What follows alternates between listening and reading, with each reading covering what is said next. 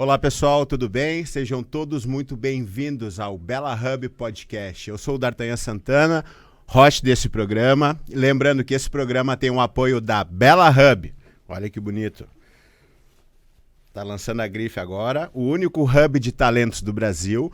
Bela Hub Academy, a única academia de desenvolvimento de jovens talentos para o mercado da moda, do entretenimento, com certificação do MEC. Temos também o apoio da Kids Angels Model e da T-Faces Manager, do Leandro Pontes de São Paulo. Certo? Esse é o 6º episódio e solta a vinheta.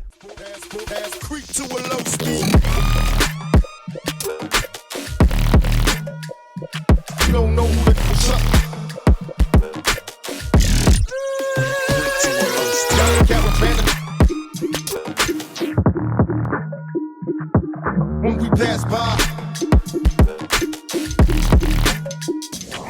and let the devil. Então vamos às apresentações.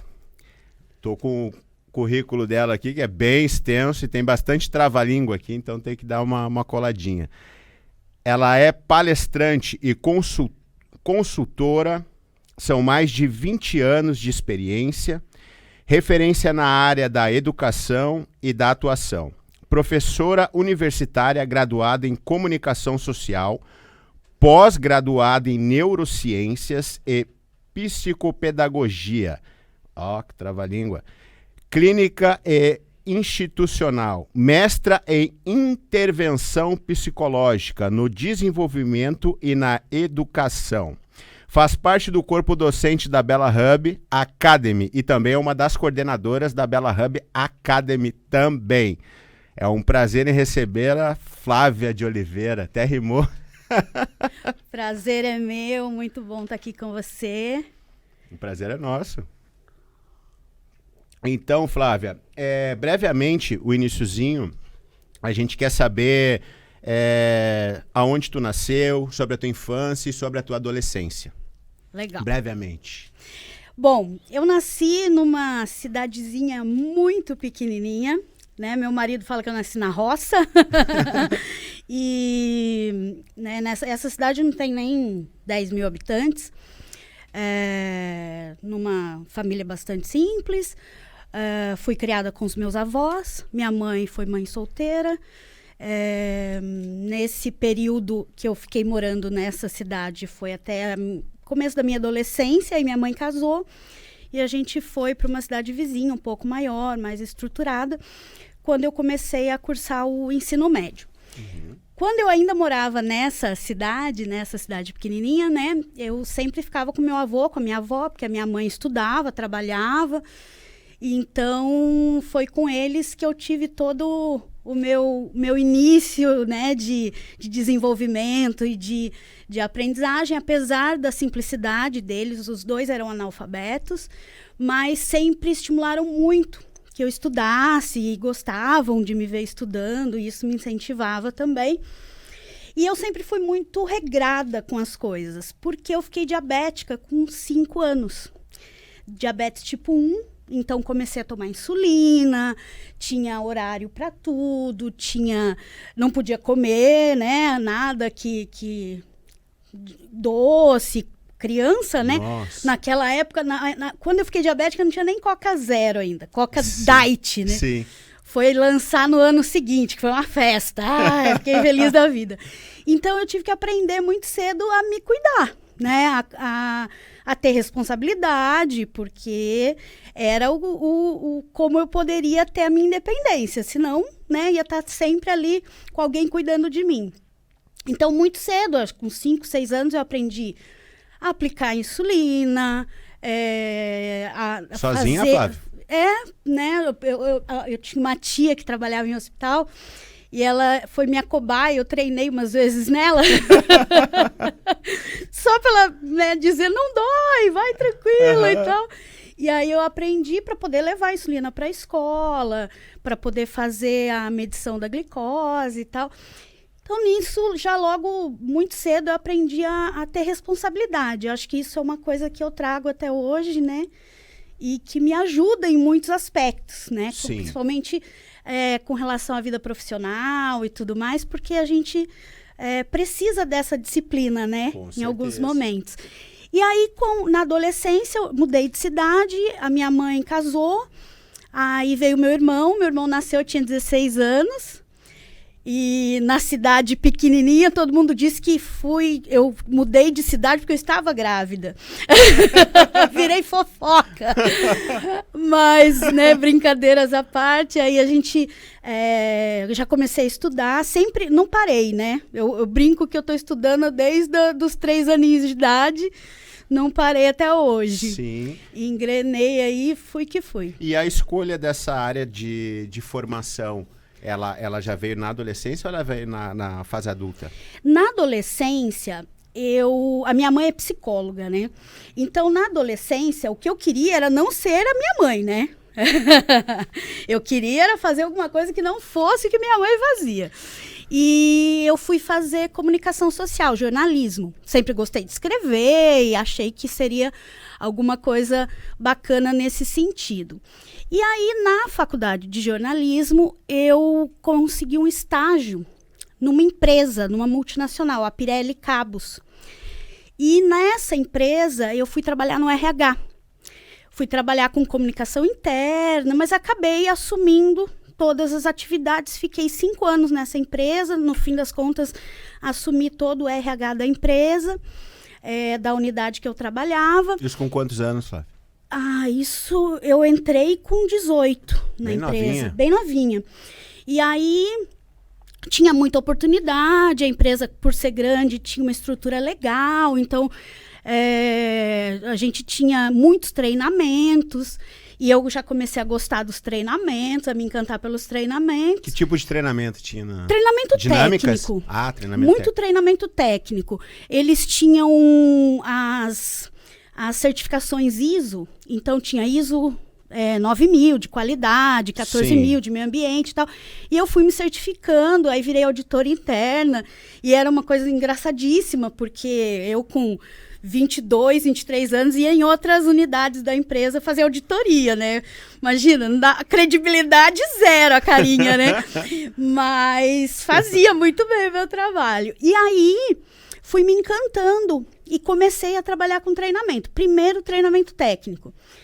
Nessa de treinamento técnico, eu conheci um Instituto de Desenvolvimento Humano, que é o Instituto Você, que eu trabalho com eles até hoje. Conheço. Tive idas, vindas, mas sempre tô por perto. E lá eu fui participar de um treinamento de imersão para desenvolvimento pessoal. Mas tu foi fazer para ti? Fui fazer para mim. Tá. Né? Eu tinha...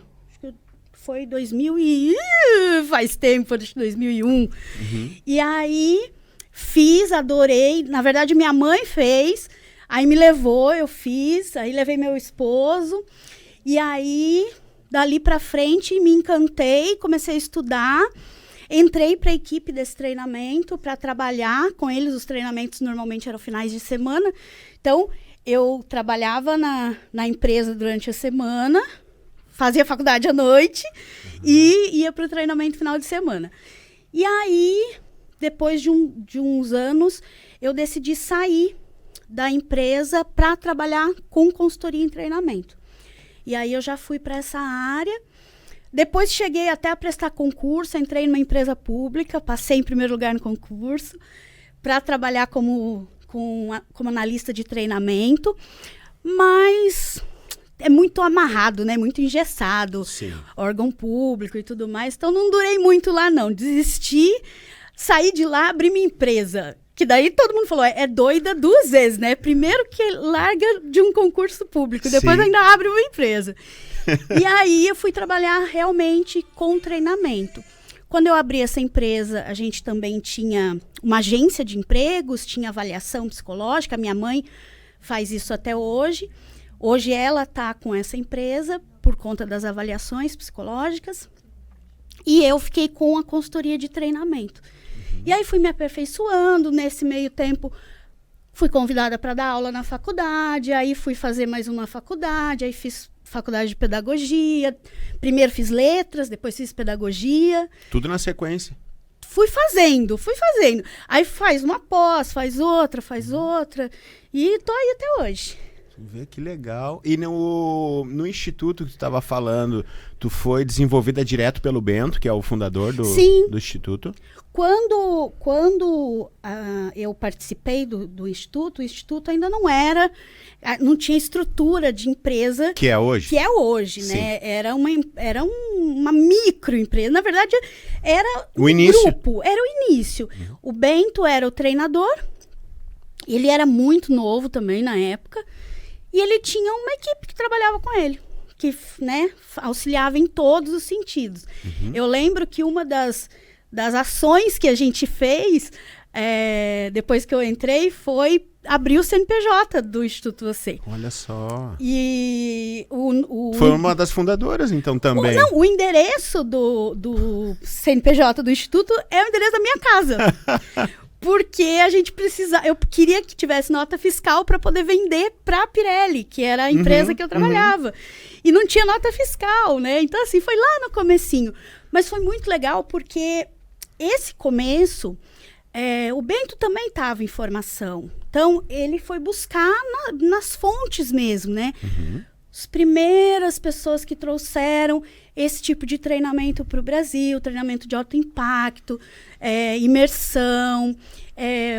Nem se ouvia falar ainda. Nem se ouvia falar. Então, a gente fez várias formações com uma galera, né, de fora.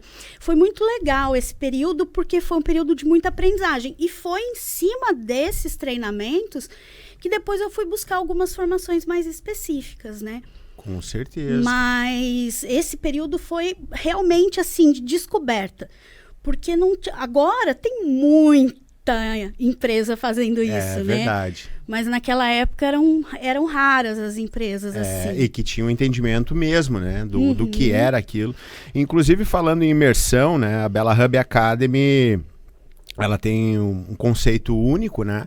Que é a única academia de desenvolvimento de jovens talentos, mercado da moda, do entretenimento, com certificação do MEC. Inclusive, uma das tuas empresas também é parceira, por conta dessa certificação, né? Isso. Que é a Tanto, e também a Faculdade Inesp, de São Paulo.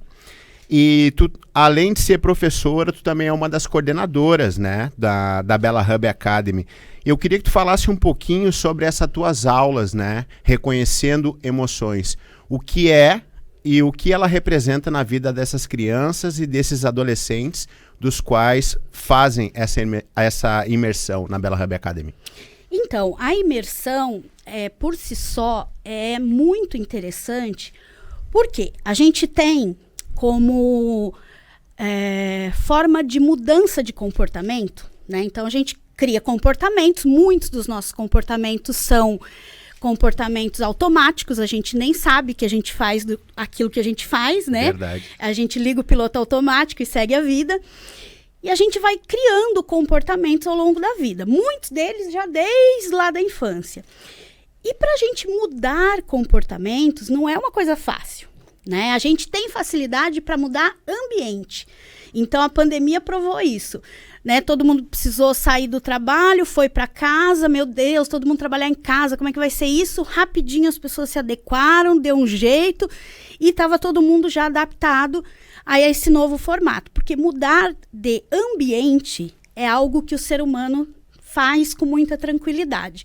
Agora, mudar comportamentos, que é alguma coisa que está aqui dentro, é muito mais difícil. Com certeza. E a gente, infelizmente, ainda hoje, a gente tem muito pouco conhecimento, a gente aprende muito pouco sobre emoções, sobre inteligência emocional, sobre a nossa condição emocional. Então, a gente não sabe lidar com as nossas emoções. A gente aprende na escola a ler, a escrever, a fazer conta. Os países que fazem parte da América, da Europa. Mas a gente não tem uma aula para falar de emoção. Agora, isso está começando a acontecer nas escolas. Mas, naturalmente, a gente evita esse tipo de questão, né? Então, por exemplo, pensa você com o seu filho piquititico, né? Se ele começa a chorar, o que a gente faz? Olha lá, que colorido, a borboleta, disfarça pronto, passou, esquece. Eu não vou entender o que está acontecendo ali. E não valida aquilo ali, né? E aí, a gente começa a aprender muito cedo a esconder as emoções. Sim. E criar comportamentos que não são favoráveis para a nossa vida emocional. Então, quando a gente pensa num treinamento de imersão, como é o Bella Hub Academy, o que a gente está buscando? A gente está buscando auxiliar esses jovens, essas crianças e adolescentes, a buscar novos comportamentos, novos padrões de comportamento que sejam mais adequados e mais confortáveis para a vida deles, que façam bem para eles e para as pessoas que estão ao redor deles, que eles busquem objetivos e consigam lidar com o percurso, porque a gente tem as questões positivas, mas a gente tem as questões negativas para enfrentar na vida, né? E a imersão é uma das formas que a gente consegue trabalhar essa mudança de comportamento. Por quê? A gente muda comportamento de duas formas. Uma delas é através de treino, né? Persistência, treino, disciplina. E a outra é do impacto. Então, são as duas formas da gente mudar comportamento. O impacto é aquilo que acontece, que deixa você, né, num estado que faz com que você reveja aquele comportamento e passe a agir diferente. Por exemplo, uma pessoa que não tem tempo para fazer exercício físico, que não tem menor disciplina com a alimentação, que não está nem aí com nada. E não tem tempo, e a desculpa sempre é não tenho tempo, eu trabalho muito, tenho muita coisa para fazer, aí tem um infarto. Saiu do hospital, já consegue todo dia fazer caminhada, comer direitinho. Verdade. Né? Por quê? É o impacto. Né? Então, o impacto muda o comportamento. É um fator ali dominante para a mudança de comportamento. E quando a gente trabalha em imersão, a gente está trabalhando esse impacto. Só que a gente, né, o impacto que a gente trabalha é em cima da vivência desses adolescentes, dessas crianças. Por isso que ele precisa ser imersivo. O que é imersão? Né? Imagina, imersão é quando você afunda alguma coisa, água por todos os lados. Então, o nosso conteúdo está por todos os lados. Sim. Ele está lá dentro.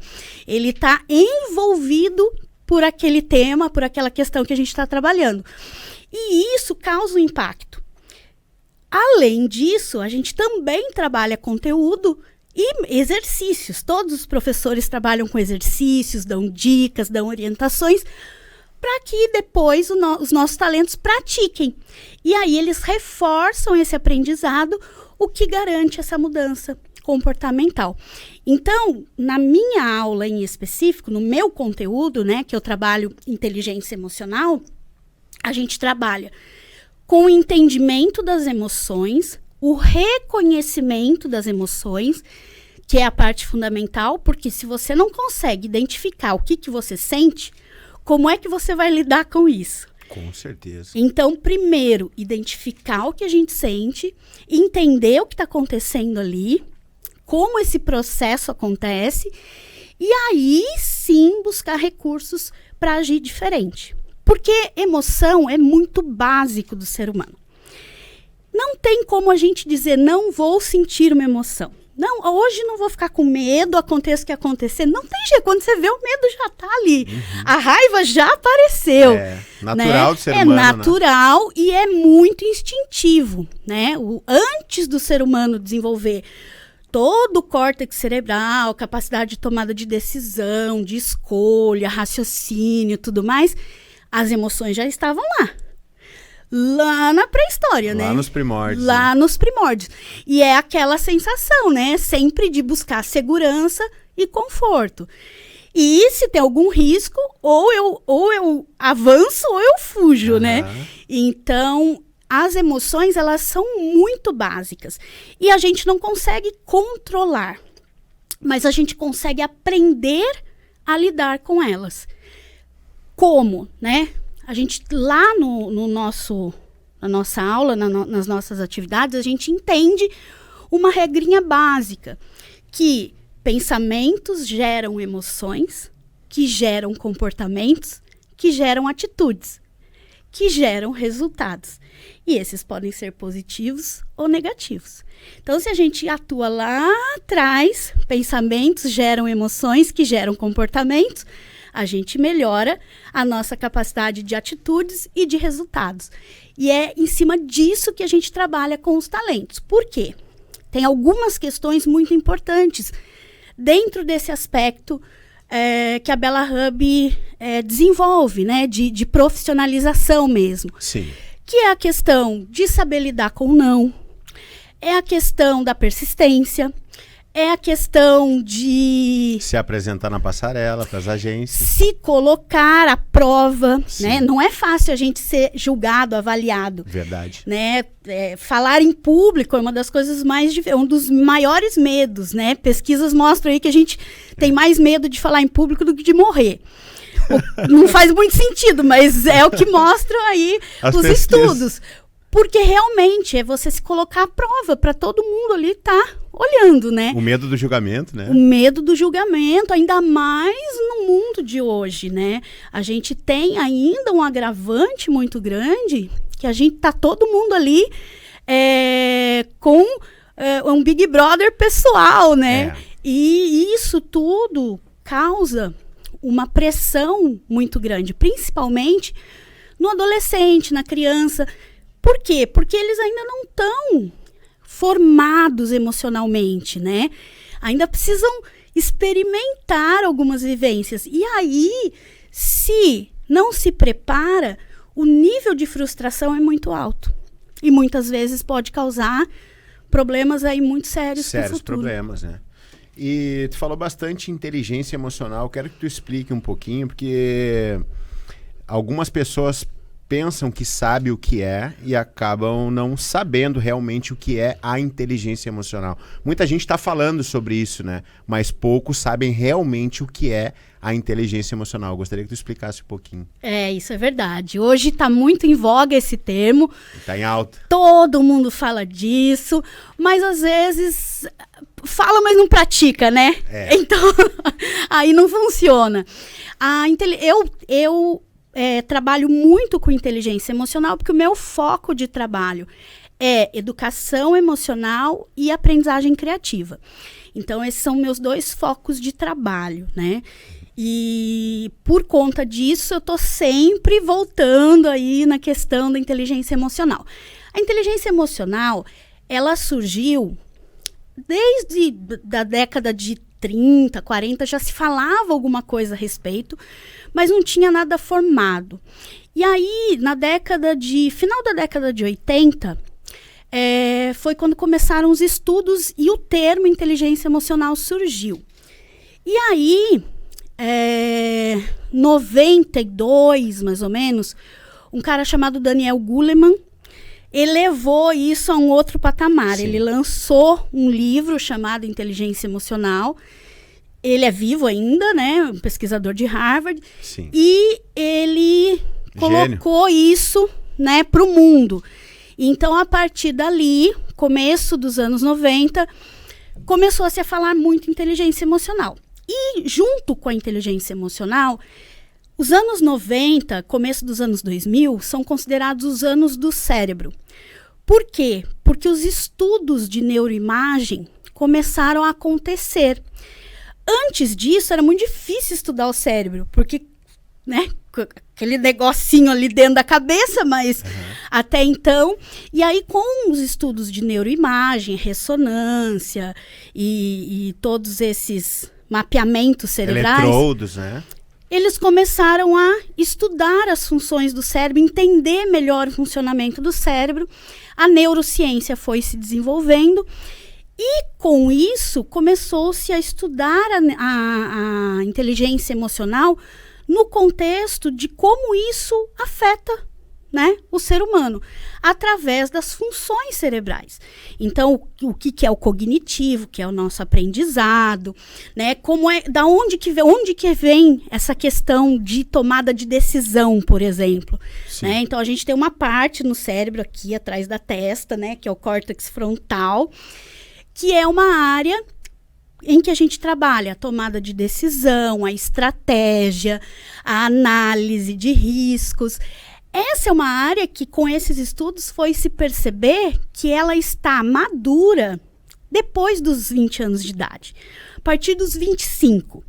Olha Isso só. faz muito sentido, por exemplo, quando a gente olha para o adolescente e entende a questão da impulsividade, da dificuldade de lidar Das tomadas de decisões erradas. né, de todas essas questões.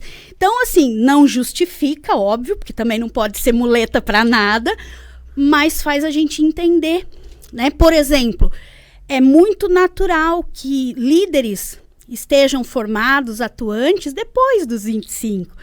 Não é só porque ganhou uma experiência prática, mas é porque desenvolveu uma habilidade mesmo de lidar com tomada de decisão, com esse tipo de função mental, né? E a inteligência emocional, por si só, ela é a nossa capacidade de lidar com as nossas emoções, com os nossos sentimentos, de um jeito que a gente consiga um resultado positivo para a gente mesmo e para quem está ao nosso redor. Então, basicamente, a inteligência emocional trabalha esse contexto. E aí existem pilares, né? Existem focos principais de atuação da inteligência emocional. Por exemplo, a empatia, a automotivação, a autorresponsabilidade. A raiva. E aí, esses pilares atuam sobre essas emoções primárias. Sim. A raiva, o medo, a ansiedade, a insegurança e todas essas questões. E também as positivas, lógico. Sim. Né, desenvolver a nossa habilidade de ficar alegre, de, né, se contentar com as coisas, de se motivar, de se sentir útil, autoconfiança. Então, tudo isso é trabalhado dentro desse conceito da inteligência emocional. Nossa, muito bom.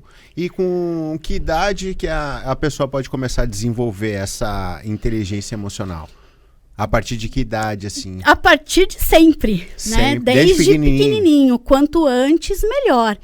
E quanto antes, claro, a criança, ela vai desenvolver em cima daquilo que é a realidade dela. Uhum. Né? Então, com ludicidade, com, né, estratégias ali, mas que a criança já pode entender o que ela sente, por que ela se sente daquela maneira, como ela pode lidar com aquilo. Então, a criança aprende a fazer birra, por exemplo, né? Assim como ela aprende a fazer birra, ela pode aprender a lidar com esse momento da vida dela, desde pequenininha, para que isso não seja algo que a incomode e que traga prejuízos para ela. Sim. Porque a birra, por exemplo, é um comportamento que a gente aprende e a gente reforça. Então, o que acontece? A criança, por exemplo, ela quer um brinquedo. Tá. E aí, ela não tem o brinquedo. Aí ela chora, esperneia, reclama. O que naturalmente o pai faz? Vai lá e dá o brinquedo. Né? Então, vamos imaginar em casa. Eu quero alguma coisa. Eu choro e percebo que eu ganho. Aí eu choro de novo, eu percebo que eu ganho.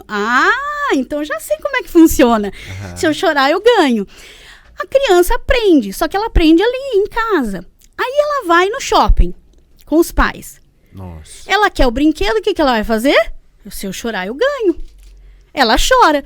Só que aí os pais não sabem o que fazem. Por quê? Porque aquele ambiente não é um ambiente para ela chorar.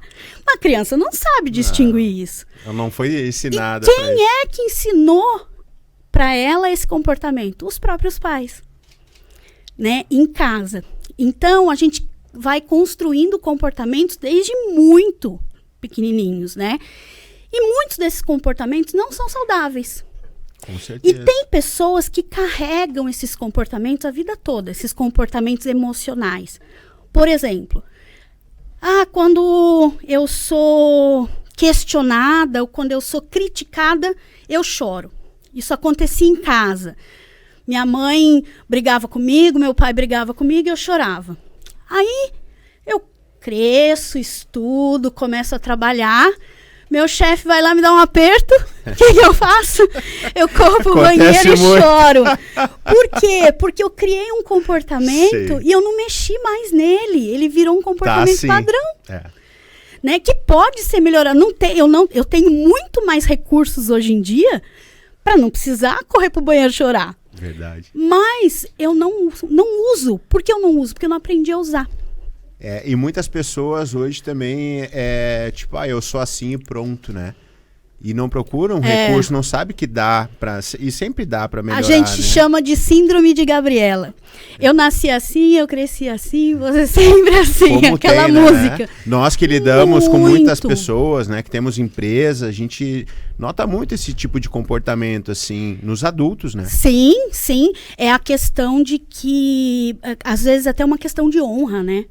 Eu não volto atrás, eu não admito um erro, eu não aceito uma crítica. As críticas são importantes para a gente melhorar, né? E isso é muito desenvolvido em cima desses comportamentos automáticos que a gente vai construindo ao longo da vida. A inteligência emocional, ela vem justamente para mostrar que é possível fazer diferente. E com certeza potencializa demais, né, Flávia? Potencializa demais, né? E hoje em dia, a gente tem muito recurso, né? Recurso... Até gratuito, né? Sim, o aprendizado está aí para quem quiser, né? Eu gosto muito de dizer que eu sou uma eterna aprendiz, porque eu gosto de aprender, desaprender e reaprender. A gente estava falando sobre isso esses dias, né? Exatamente. Você me mandou até um post lá. E isso é fundamental, porque as verdades não são absolutas, né? Com certeza. Elas mudam de acordo com o contexto, e o mundo com a muda realidade. todo dia, né? Ainda mais hoje em dia, né? Tem que estar sempre buscando conhecimento, né? Exatamente. Então, isso é a base, né? E tem muito claro, tem que saber filtrar, tem que saber escolher, mas tem muita coisa bacana aí. Nós mesmos, né, na Bella Hub, a gente seleciona o supra-sumo aí para trabalhar com os nossos talentos, porque a gente sabe a diferença que isso faz. Com certeza. E tu sempre que vem aqui me traz um presente bacana, que são livros, né? Trouxe um pra mim e um pro Anthony. O Anthony é meu filho, tá, gente? Eu gostaria de saber o que a Flávia lê. Eu leio muita coisa técnica e leio um pouco de tudo também. Então, por exemplo, agora eu tô lendo O Fazedor de Pontes, que é uma história do mesmo que escreveu a menina que roubava livros. E tô lendo Oráculo da Noite, que é do Siddhartha Ribeiro, que é um neurocientista brasileiro. Sim, ele estava no podcast do Mano a Mano. Mano a Mano, isso. Com o Brau. Ele é sumidade nesse assunto voltado para... Ele é fantástico. Ciência do sono e tudo mais. E... Tô curtindo muito esse livro aí, muito interessante. E eu gosto de ler misturado. Isso eu ia te perguntar agora. Eu ando fazendo isso também. Eu leio um pouco de um pouco de outro. Trabalha várias áreas ali do cérebro também, né? Dá uma descansada de um ali, trabalhando com o outro, né? E eu assino alguns clubes de livro, de literatura, então sempre estou munida de novos livros. E aí toda vez que eu vou na livraria... Porque eu gosto do livro no papel. Eu ainda sou das antigas. Eu também. Gosto de marcar, também vou lendo, vou marcando. Isso, eu gosto dele. E não dou meu livro pra ninguém também, fica tudo lá, fica tudo rabiscado. Eu tenho um monte de prateleiras lá, e isso é uma coisa que eu gosto muito mesmo, mas que também é prática. Até brincando com você, né, falei que trouxe um pro Anthony, porque é de pequenininho que a gente tem que começar assim, né? Esses hábitos crescerem, né? A leitura, eu comecei a ler por conta do meu padrasto, né? Porque o meu pai não era de ler muito assim, minha mãe também não, mas ele lia muito. E eu achava que por que tu lê tanto? Ele, cara, é legal, não sei o que. Daí eu falei pra ele, eu não gosto de ler. Aí ele falou, tu não gosta de ler porque tu ainda não leu uma história que tu goste. Então tu precisa ler alguma coisa que te chame a atenção. E aí na época o primeiro livro que eu li era eu não me lembro, acho que era um livro de artes marciais, que na época eu estava praticando, já estava iniciando. E aí comecei a ler, e aí comecei a gostar, aí foi. E depois vira um vício bom, né? Um vício bom. Eu comecei também na escola, no primeiro ano. Uma professora quando os professores são bons, né? Isso muda a vida dos alunos. Ela incentivava, então ela fazia um clube de leitura que a gente ia à tarde. Eu estudava de manhã e à tarde a gente ia para ler. Sim. Tinha ficha, ela fazia aquilo, né? E aquilo virava até uma competição, quem lia mais e não sei o quê.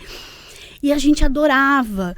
E aí passava a tarde na escola lendo. Sim. E em cima disso, para mim isso foi muito bom, porque eu era muito tímida. Não parece, né? Porque depois que perdeu a timidez também, daí já era. Mas a gente montava peça de teatro com os livros que a gente lia. Então a gente transformava as histórias em peça de teatro e apresentava na escola. E foi aí que a minha timidez foi embora. Perdi e nunca mais achei. E essa prof te inspira até hoje, né? Até hoje. Porque tu tem uma pegada assim também com os alunos da Bella Hub Academy. Sim, é isso aí. E eles adoram a prof. Prof, infelizmente temos que encerrar por aqui, tá? Tá acabando por aqui. Foi um prazer trocar essa ideia contigo. Acho que muita coisa que a gente conversou aqui vai ser de suma importância, né, para ajudar várias pessoas, não só os talentos da Bella Hub, mas todo mundo que ouvir e também assistir esse programa, certo? Lembrando que esse programa tem o apoio da Bella Hub, o único hub de talentos do Brasil, Bella Hub Academy, a única academia de desenvolvimento de jovens talentos para o mercado da moda, do entretenimento, Kids Model e T-Faces Managing, de São Paulo, certo? Um abraço.